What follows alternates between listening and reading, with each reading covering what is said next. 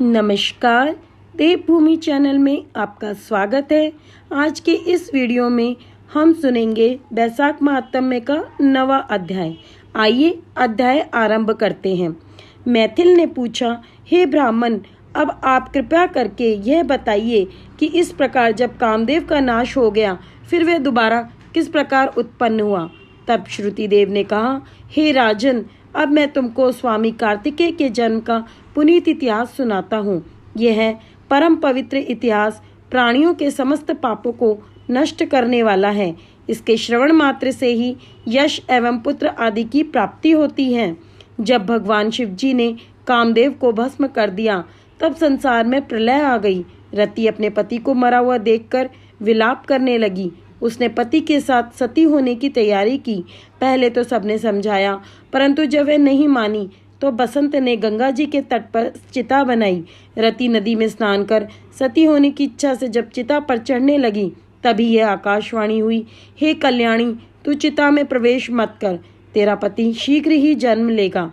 वह यदुकुल में भगवान श्री कृष्ण की महारानी रुक्मणी के गर्भ से उत्पन्न होगा और प्रद्युम्न नाम से विख्यात होगा। भगवान ब्रह्मा के शाप के द्वारा तुझे शंबर के घर में जन्म लेना होगा, फिर वहीं तेरा प्रद्युम्न से विवाह होगा। उस आकाशवाणी को श्रवण करने के उपरांत रति ने चिता में प्रवेश नहीं किया। वह भगवान शंकर की शरण में जा पहुंची।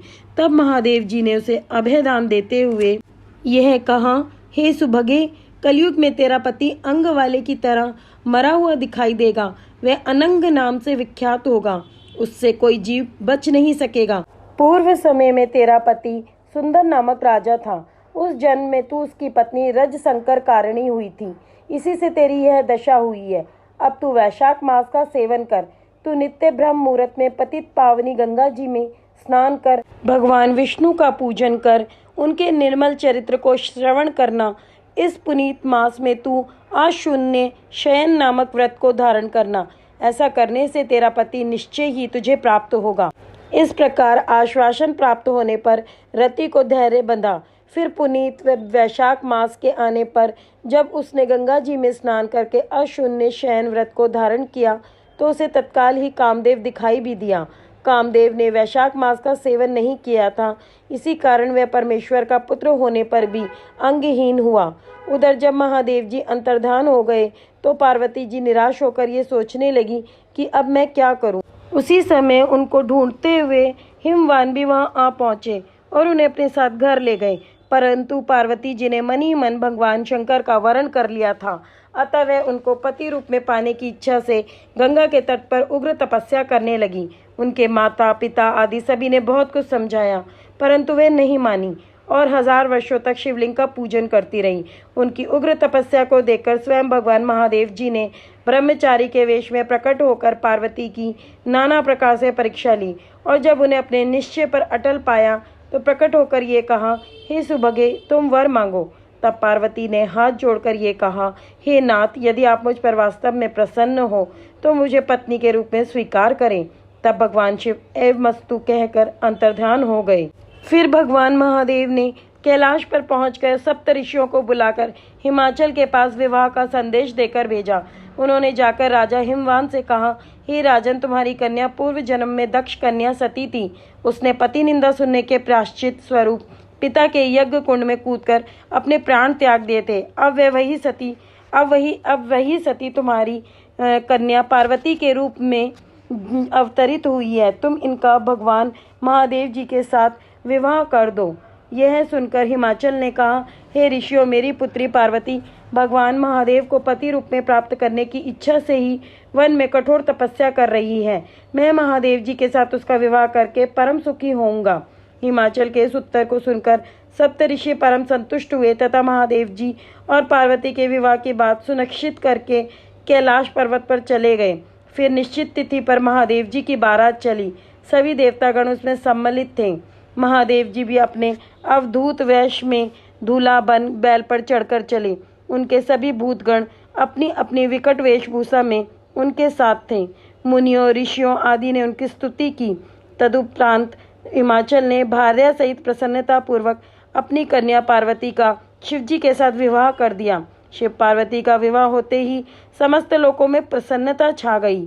विवाह हो जाने के उपरांत भगवान शिव और पार्वती जी हिमालय के दिव्य शिखर पर 1 सहस्त्र वर्षों तक रमण करते रहे। जब बहुत समय तक रमण करते रहने पर भी पार्वती जी गर्भवती न हुई तो देवगण चिंता करने लगे। बहुत सोच विचार करने के बाद उन्होंने अग्नि को बुलाकर उसकी खूब अवगत की और तब अपने मंतव्य को प्रकट करते हुए बोले, हे अग्रे, जहाँ शिव पार्वती रमण कर रहे हैं तुम वहाँ जाओ।